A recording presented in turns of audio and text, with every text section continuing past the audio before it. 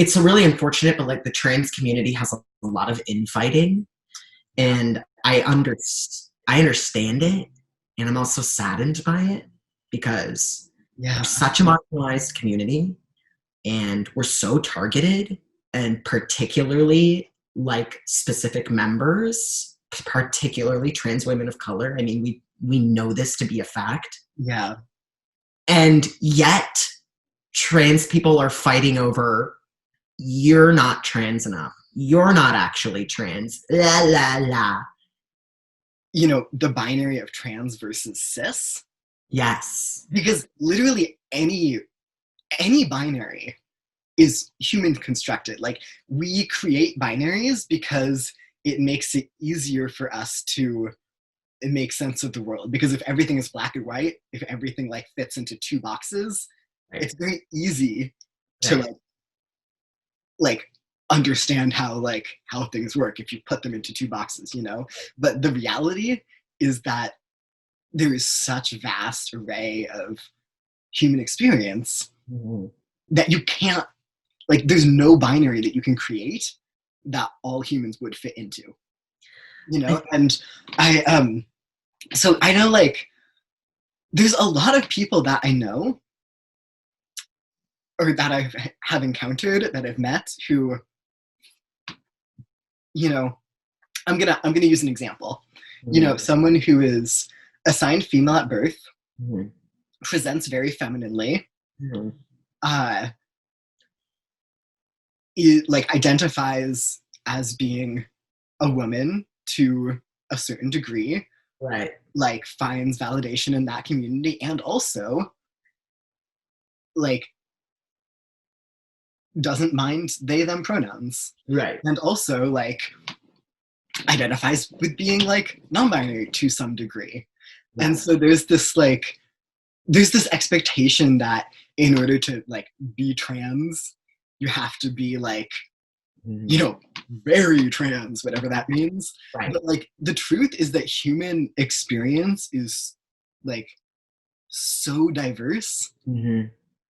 that like of course people are going to have like such a wide variety of experiences, and somebody can identify as cis and also like being called they them pronouns. Yeah, and also by definition, and just by like what we understand transness to be, which is any delineation from the gender you were assigned at birth. Like, come on over, come on. And it's like, to be quite honest, I've gone through, in my many years, I've had to evolve out of thinking in this toxic way. Yeah. And I know that it came from me by being gatekept so much at the beginning of my transition that I internalized it, and I started to project it onto other people. Yeah.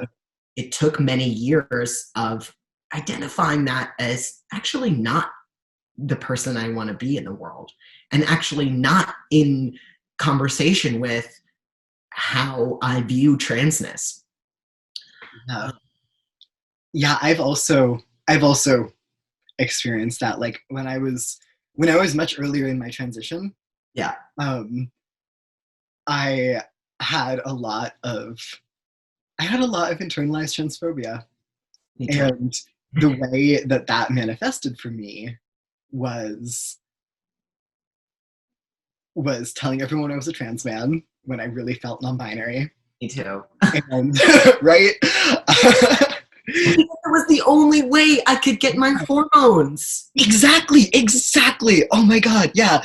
Like for me too, like going through the period of my life where I like was out as a trans man, for me, like it was about getting cis people to listen to me. Exactly. And a huge part of that is about getting the gender affirming medical care that I need, you know? Yeah. Yeah. That was, yeah. I resonate so much with that. I had so much internalization from those first years coming out and seeking gender affirmations in many different avenues, and being shot down and alienated and bullied and harassed and you name it, everything under the goddamn sun, Mm-hmm. to the point where, you know, you finally kind of get out of that tunnel and you have molded yourself into exactly what the cis world thinks a trans person should be. Yes. And then, you know, and hey, what's excellent is then you're just left to unpack that, you know, trauma yourself. Yeah. Yeah. Yeah, and like it is trauma. It is trauma, and like we have to talk about it like that. Like when you are like repeatedly your whole life told you like you are not real, your experience does not exist, that is traumatic. It's traumatic. It's like it's gaslighting. Yeah. To it's yeah, and it's just it's gaslighting of who you are and the fact that you exist. Right? Yeah. And how do you cope with that?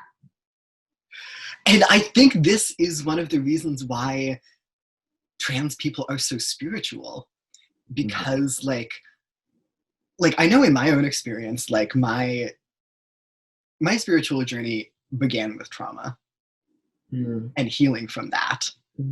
And I think that a lot of other people's do too.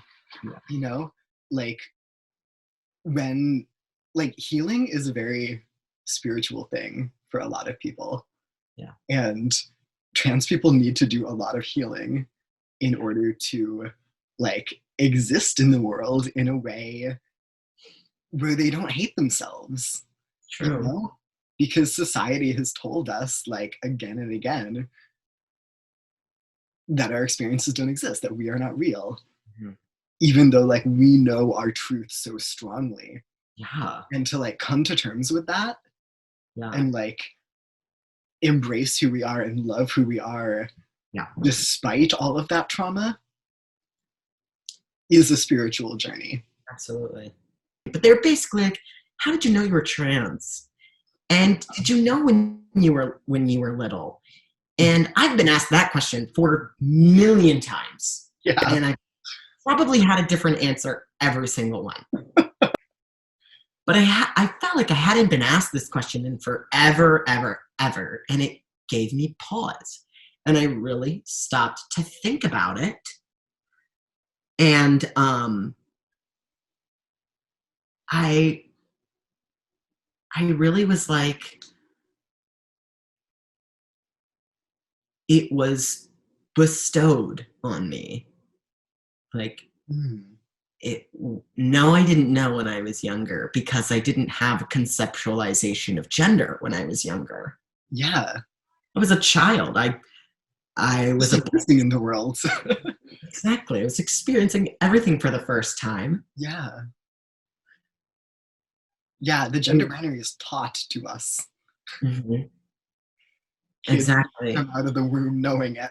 We don't know fucking shit. Like, we don't know anything at all. And I thought to myself, like, I don't know where I was going with this, but it dawned on me, like, very particularly that it was a spiritual thing, because I literally was in this moment of healing from something traumatic that had happened to me. And I found transness as almost a pathway, like a gift given to me by, you know, the trans ancestors that watch you. Yes. And say, be free.